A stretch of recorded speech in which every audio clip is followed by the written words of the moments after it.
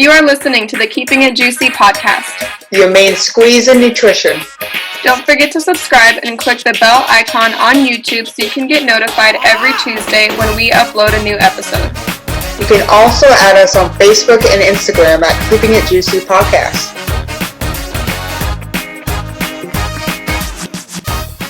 Okay, welcome to episode 27. The dangers of yo-yo dieting. Exactly. So the new nutrition in the news, so in case you guys weren't already paying attention to my story on Dietetics Anonymous, it's about how CrossFit is wilding out in Maine. And for those that aren't in the United States, that's just a little state up there somewhere in the United States. But basically this article, it's really hard for me to try to read it in my own words just because it's so biased in how it's written. It's written by CrossFit themselves, so I'm just going to read a little bit of it and I'm sure you'll get my gist. So it starts off by saying, across the United States, CrossFit Incorporated is challenging such restrictions of free speech. It should not be it should not be a crime to support people in their fitness endeavors, of course, nor to counsel them to stop eating foods and drinking beverages that are killing them. Yet That's intense. Killing them. Yet CrossFit trainers and affiliates have been targeted by sting operations, fined and threatened with jail time simply for providing this life-saving advice. That sounds so dramatic.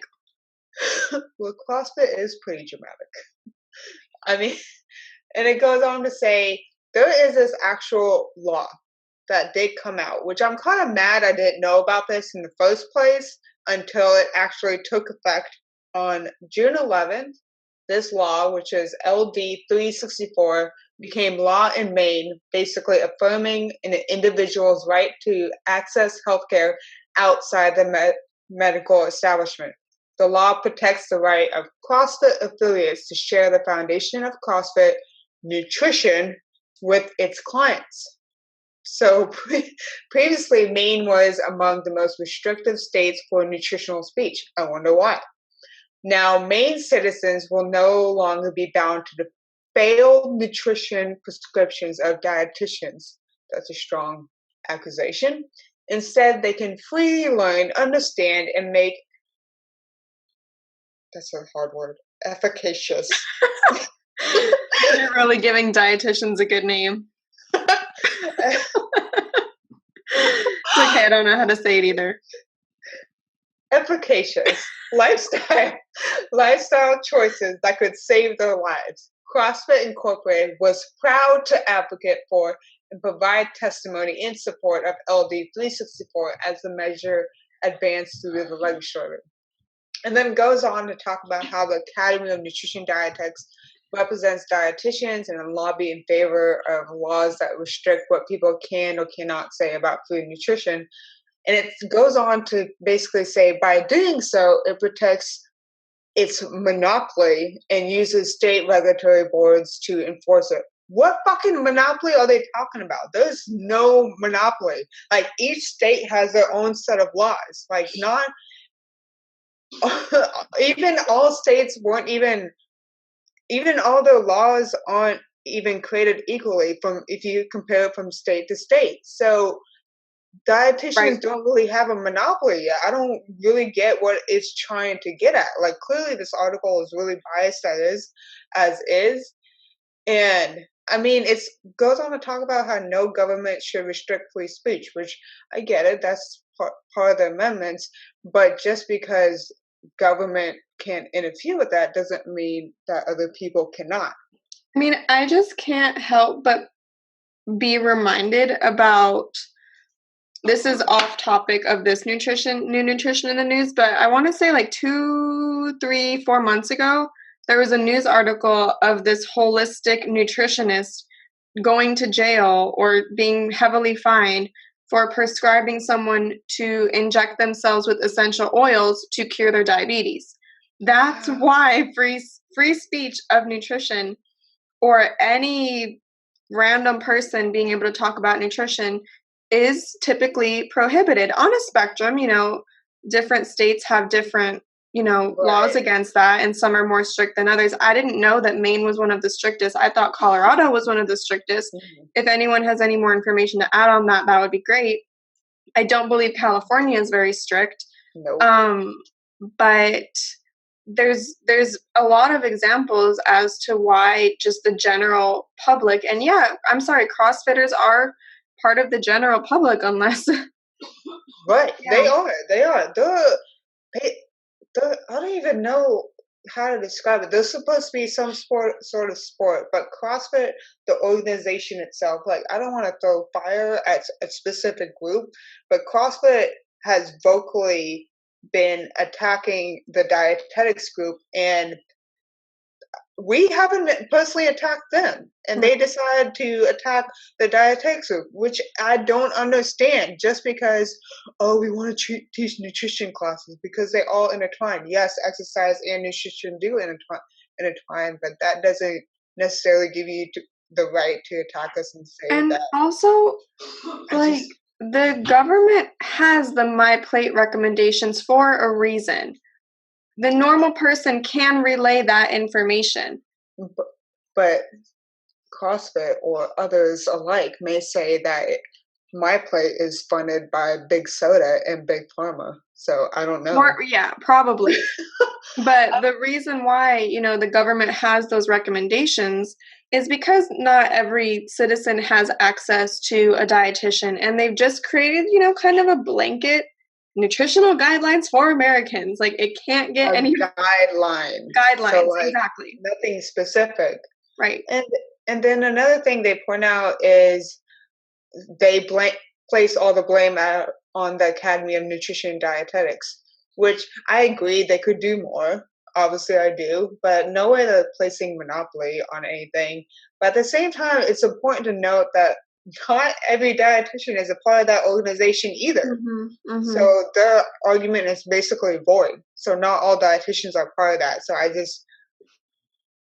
it just frustrates me how idiotic this sounds, and the fact that this actually passed through in Maine. Granted, we're not in Maine, but it can spread. Yeah, it can easily spread.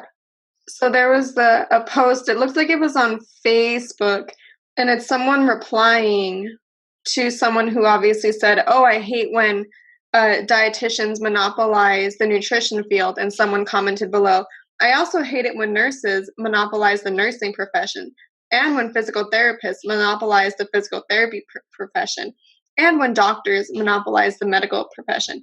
It totally sucks when professionals actually require education and experience, doesn't it? It's like, how dare they? How dare they be the expert in the field that they studied and paid thousands of money for? So I don't want to get too riled up in this, but I do want to just kind of put that out there for other, not only just dietitians, but other people in a similar field to be aware of what is going on with their specific fields, not only in their state, but in the states surrounding them, because that can eventually affect them and sneak up on them when they least expect it. Enough about that. Enough about that. We'll see where it goes in the coming months and years, but yeah, the future is a scary time. So let's dive into the main portion of our episode. I know that was pretty intense already, but basically the main part of our episode is what is yo-yo dieting and how do we get trapped in it? So yo-yo dieting is also known as weight cycling, and it's basically a pattern of losing weight, regaining that weight, and then on and on and on and on, like a scary, roller coaster ride or something like that. I'm sure we've all experienced that a little bit, or has a family member or a client who has, and we're just going to talk about the problems with that. But first, we want to dive into, we'll probably have a more detailed episode on like the gut microbiome later, but it's really interesting how there's new research surfacing, how the gut microbiome could be responsible for some of the post-dieting weight rebound and gain. So we'll post the link to this study in our show notes, and I'm just going to read off some of the quotes from it. So one of the biggest issues with dieting in this day and age is the obesity epidemic, if we didn't already know, and it's kind of that yo-yo effect. The authors of this study demonstrate that the gut microbiome plays a key role in this phenomenon, and that simple dietary supplements can reset the weight rebound clock. So we'll see. I mean, there is, what is it? Fecal transplants. They actually talk about fecal transplant in the study.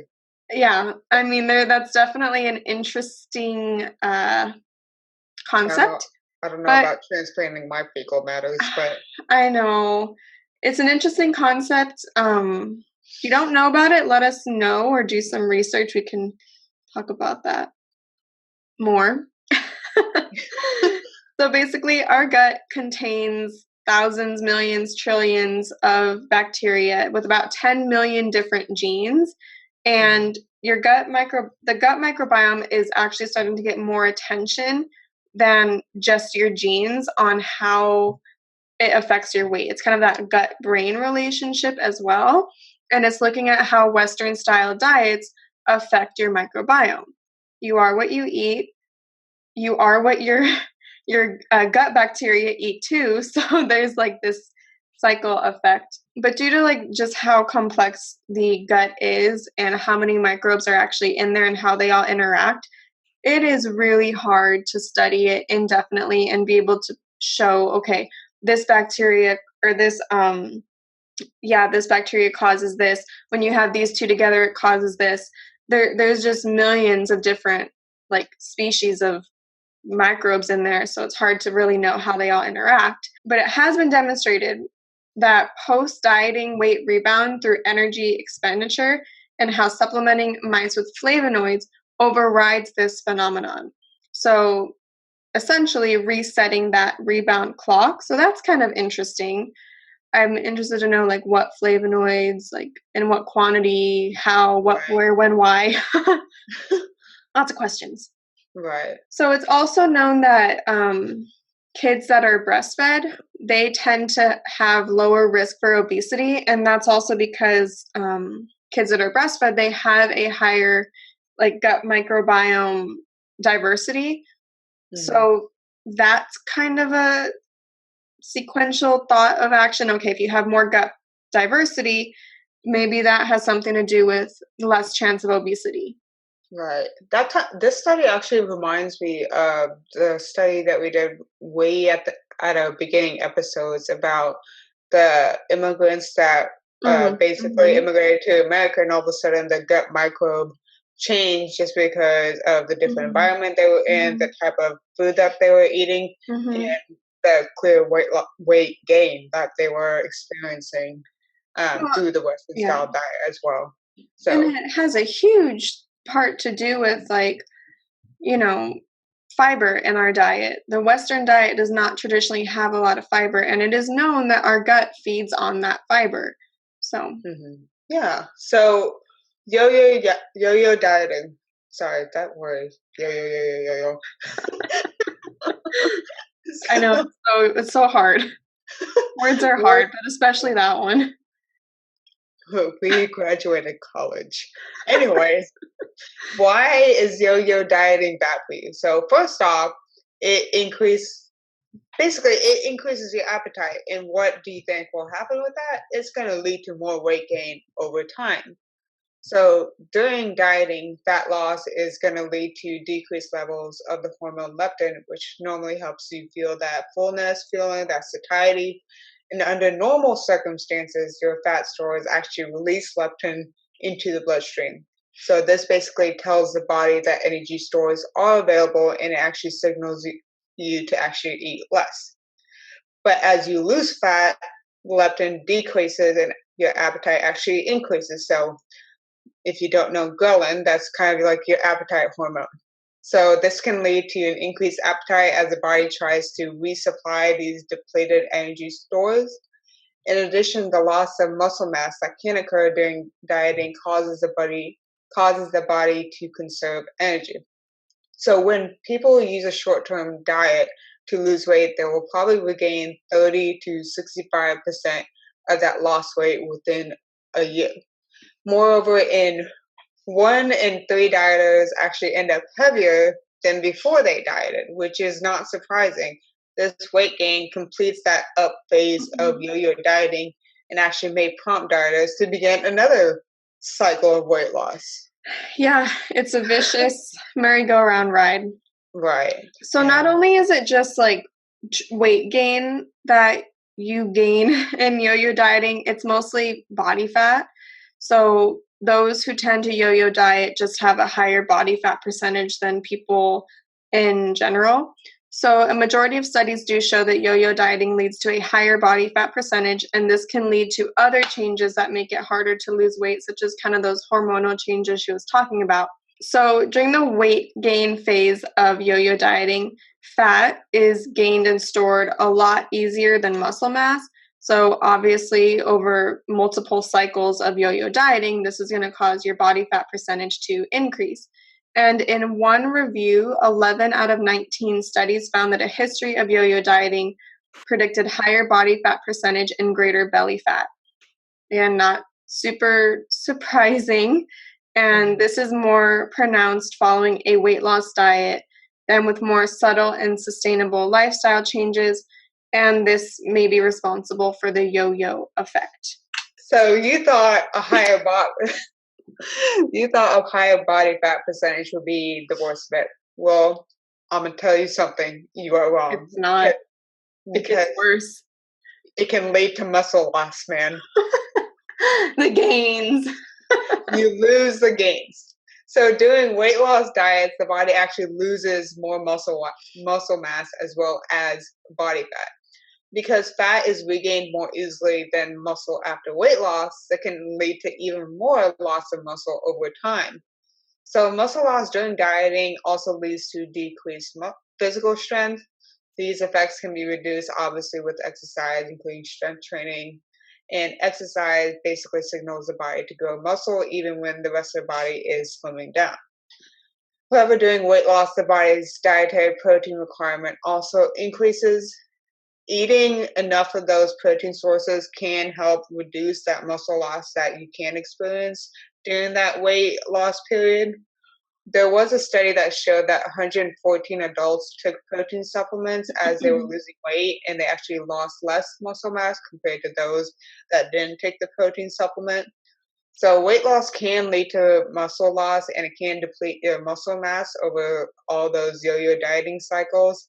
But with exercise and eating quality protein sources, it helps mitigate your muscle loss overall. Mm-hmm. Yeah, and losing muscle during any weight loss program is kind of expected. I mean, the normal ratio is 1 to 4.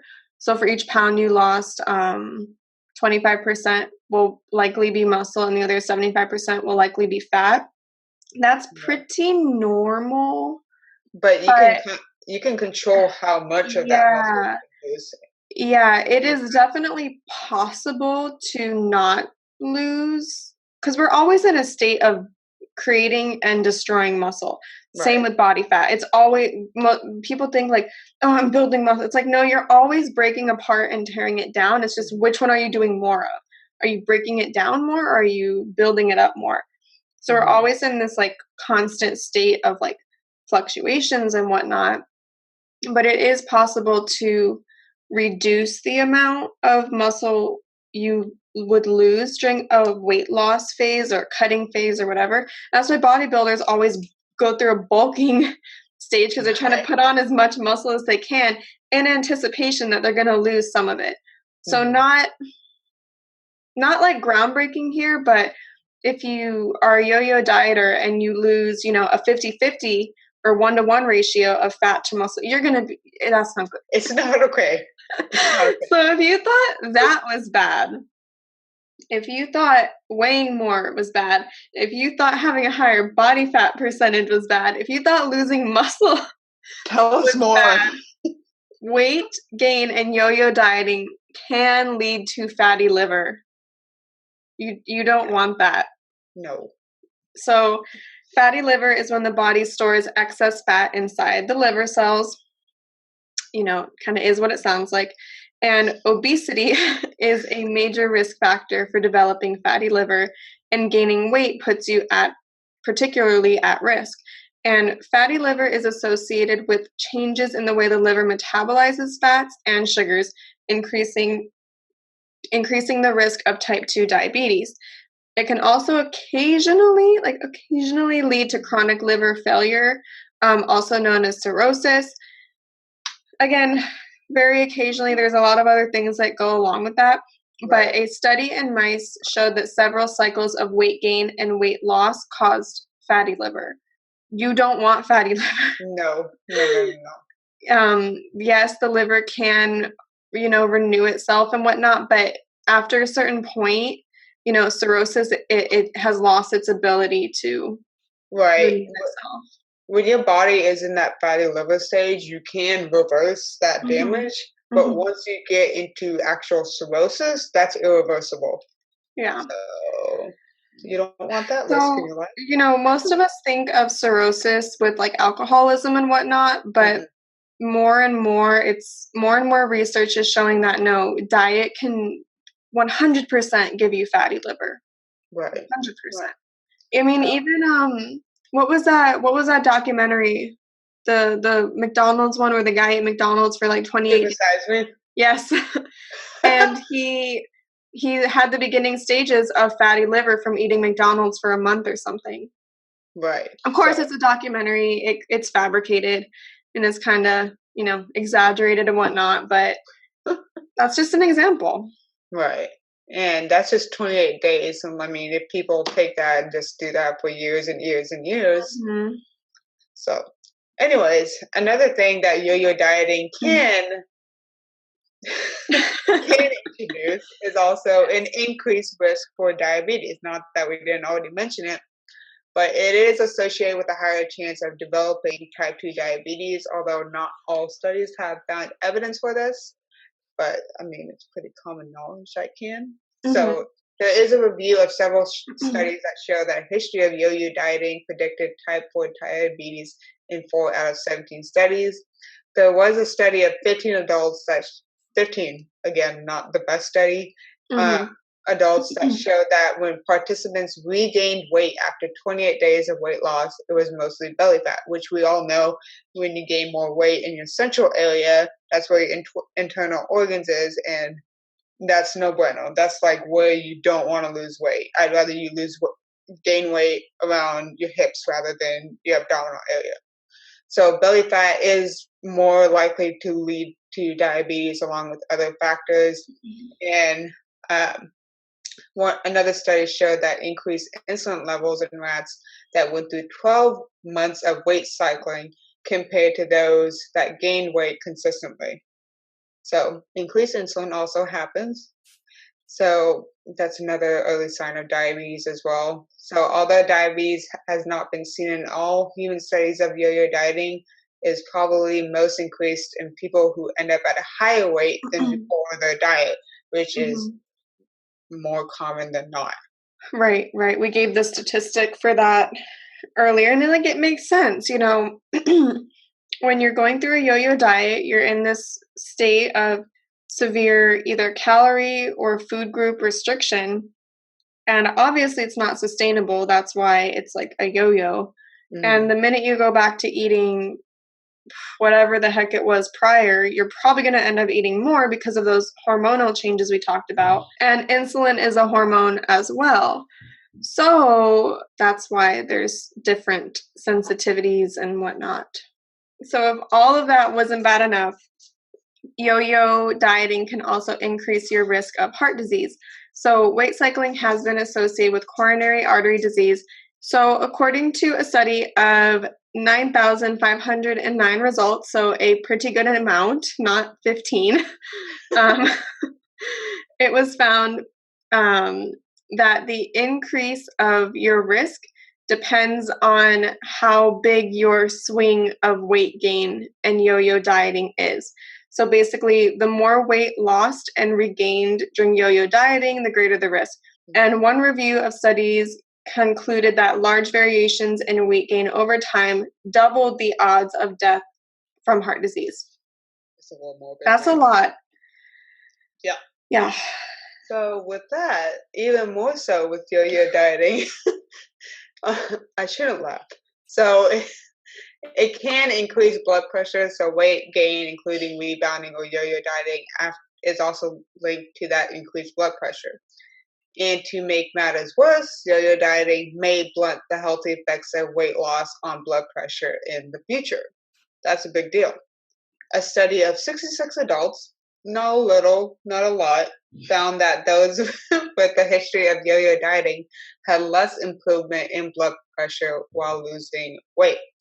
A longer-term study found that this effect may fade after 15 years, so it kind of suggests that weight cycling during youth may not affect the risk of heart disease in middle age or later. So a third long-term study also found the harmful associations of prior yo-yo dieting were strongest when yo-yo dieting had occurred more recently rather than decades prior. Mm-hmm. So it kind of makes sense because your body is given some time to kind of recover and figure out what the fuck it's doing with itself so it can find its own homeostasis. Mm-hmm. Definitely. So adding on another layer to all of the problems of yo-yo dieting, it can obviously cause a lot of frustration. So it can be very frustrating to see the hard work you put into losing weight just to see, your weight come back and basically rebound. So in fact, adults with a history of yo-yo dieting report feeling more dissatisfied with their lives and health. And, I've worked with countless weight loss clients, and I can say this is pretty accurate. It happens. So yo-yo dieters also report feeling poor self-efficacy regarding their body and health. In other words, they feel a sense of being out of control. If you've worked with weight loss clients or have a friend or a mom or an aunt who struggled with weight, you have probably heard some of these statements that it's like, come on, no, you are in control. You can make a choice. But the words don't necessarily come out that way. So yo-yo dieting does not appear to be related to depression or negative personality traits. So if you have had trouble with yo-yo dieting in the past, the main key point is do not allow yourself to feel defeated, hopeless, or guilty. Yo-yo dieting is very common in today's day and age, so you're not alone. Society has a lot to do with it too. So you may have tried some diets in the past that don't help you achieve those long-term results that you wanted. And again, it's not a personal failure. It's just simply a reason to try something else, but hopefully not something so restrictive that it's another, yo-yo dieting pattern. Right. And another thing that a lot of people don't really talk about, another thing about yo-yo dieting is that sometimes it just like that total weight gain and weight loss just maybe wasn't actually staying overweight. As sad as like bad as that sounds, but it's not bad. I mean, I'm overweight right now according to my BMI, but I'm fine. Of course, that's easier said than done, obviously. So losing weight if you're overweight actually does improve your heart health, reduces your risk of diabetes, and does boost your physical fitness. Losing weight can also, like I said earlier, reverse that fatty liver, improve sleep, reduces the risk of cancer to a certain extent, weight gain.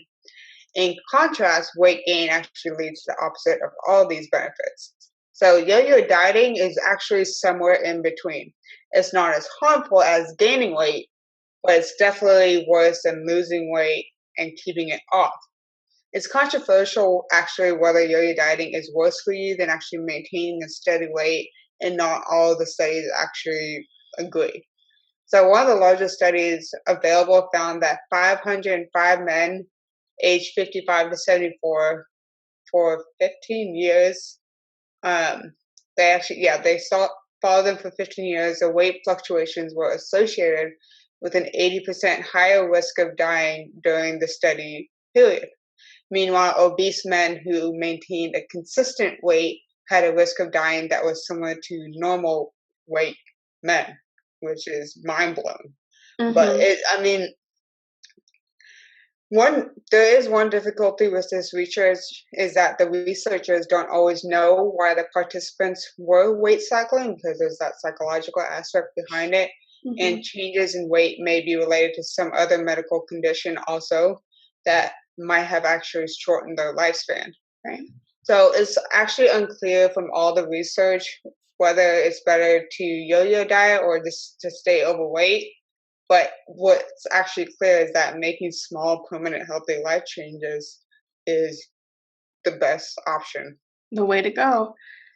Yeah, it kind of reminds me of like the keto episode we did when we really dived into keto. Like, yes, keto has a few benefits. Like, it's not horrible when it's done correctly, but doing it incorrectly is causing so much more harm than good. So much more harm.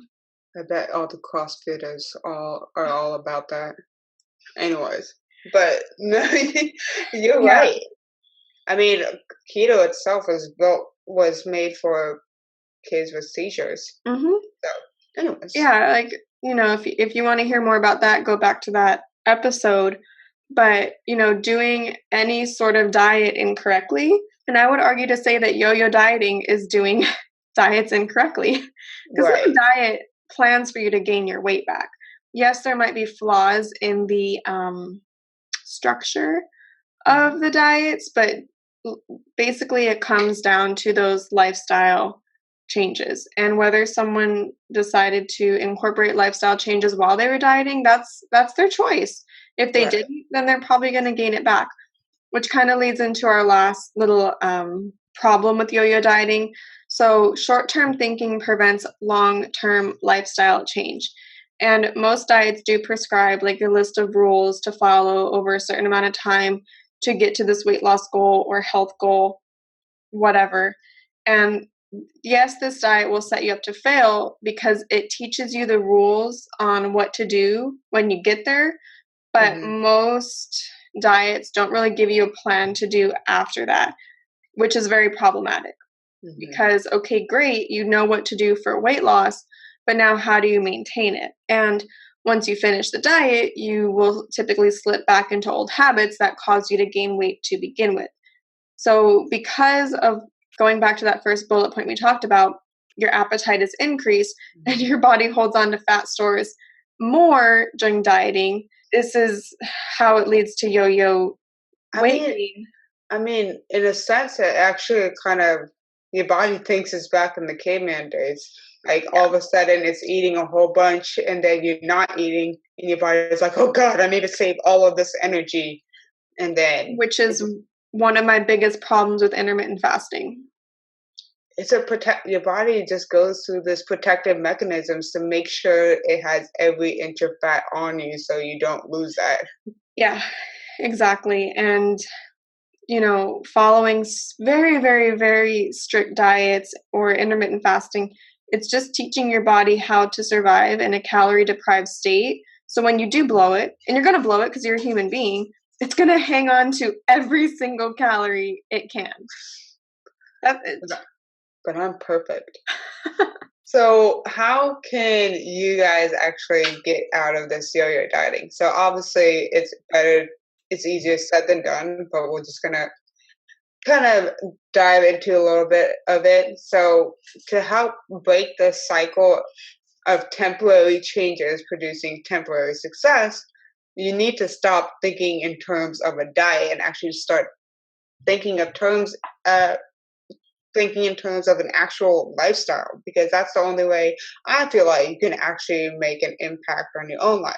So I do want to point out that there is a large study of more than 120,000 adults in the United States that found that several habits could actually help gradually decrease and maintain weight over several years versus a quick short-term type of way. So these were the habits that they mentioned in the study, and more than likely these will not come as a surprise to anyone, but eat healthy foods. We know what these are, whether we want to admit it or not. So fruits, vegetables, nuts, seeds, yogurts, fruits, we know what healthy foods are. And but I do want to make a point here. Not everyone actually knows that. That's the scary part. People think coconut oil and they lather that shit on everything that they eat, and they're like, "Oh, this is healthy." Yes. Sorry, that's just my argument. And it's probably very different living in Texas. You've been exposed to a very different demographic. But of the people that I've worked with one-on-one, most people know what is healthy and what's going to help them. It's actually putting that into action and putting it all together. But I don't think there's anyone out there who will argue that we don't need to eat more vegetables. Whether they want to or not is a different question, but I think we all know by this point that vegetables are good for us, fruits are good in moderation, nuts and seeds, unless you're allergic, are fine. Mm-hmm. Low-fat dairy is, a better choice. I mean, it depends. There's always outliers and whatnot. But I think we mostly all have a pretty general idea of what a good diet looks like. How to do it is different. Right. Totally different. Right. But I don't think anyone who's going to fast food all the time actually deep down believes that it's good for them. But I could be wrong. I haven't lived anywhere besides California in a very long time. I haven't lived in the South, so it's a different story here. Yeah, exactly. It's demographically, people are very different. So hopefully, I guess I should change my words. Hopefully everyone kind of knows what healthy food is. But this should also not come as a surprise. In the study, they said avoid junk food. So potato chips, sugary beverages, donuts, sweets, things like that. It also said to limit starchy foods, so mostly potatoes should be consumed in moderation. Exercising, find something active that you enjoy doing, will help you maintain your weight. And get good sleep, 6 to 8 hours every night, and limit your television viewing, which goes hand in hand with the exercise and whatnot. Right. So by making these permanent lifestyle changes that promote a healthy weight, you can actually have permanent success and break that yo-yo cycle.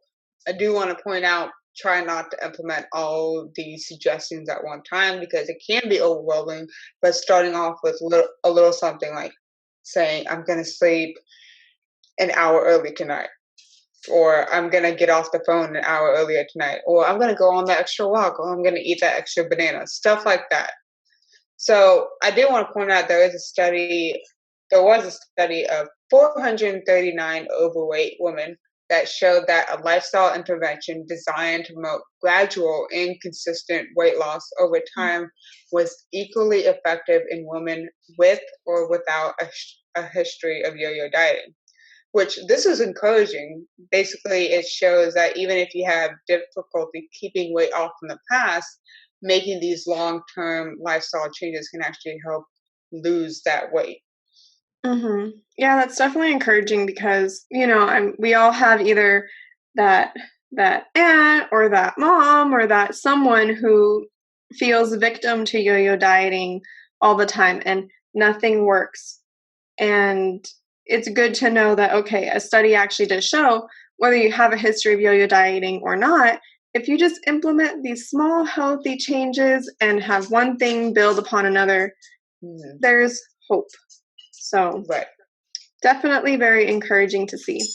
So the bottom line with yo-yo dieting is basically a cycle of short-term changes in eating and activity.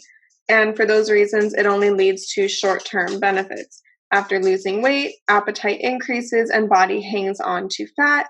This leads to more weight gain, and it basically puts dieters right back where they started, if not in a worse place.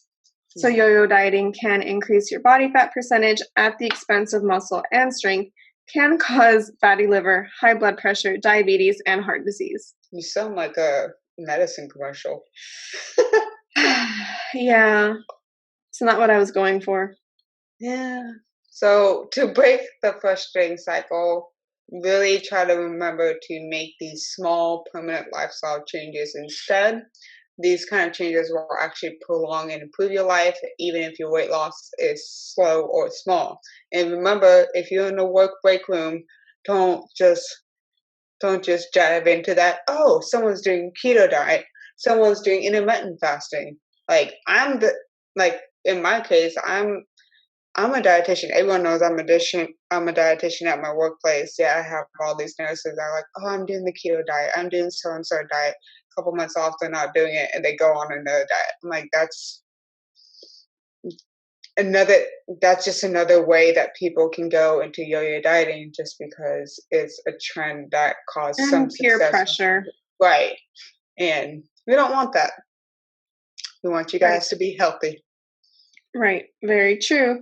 So that pretty much sums up our yo-yo dieting episode, but we do want to give a social media shout out to Danny Dupree. I hope I'm saying that correctly. She's literally been following us since day one, comments and like stuff all the time. We see you. And she's going to UNLV to become an RD, and she's also a kinesiology minor. So great job. Good luck. Yeah. I hope. Thanks for listening. Yeah, so thank you guys very much. I hope you enjoyed this one. I know we did. So we will catch you in the next one. Bye, guys. Bye. Thanks for listening to the Keeping It Juicy podcast. Your main squeeze in nutrition. Don't forget to subscribe so you can join us every Tuesday for a brand new episode. Also, you can find us on Instagram and Facebook at Keeping It Juicy Podcast. We'd love to hear from you, so please leave us a review. 5 stars, no less. On whatever platform you're listening to, or send us an email at keepingitjuicypodcast@gmail.com. Or if you have any topics you'd like for us to touch upon, shoot us an email. Until next time, don't do anything that I wouldn't do. A condition which alters... a condition... Fuck. A condition in which the arteries...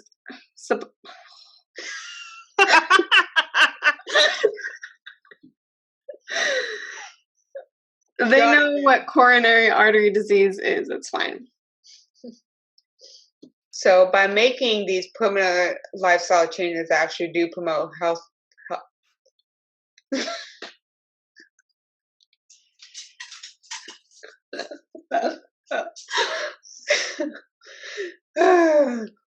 So by making these permanent lifestyle changes that actually do promote healthy weight, you can actually have permanent success and break that yo-yo cycle.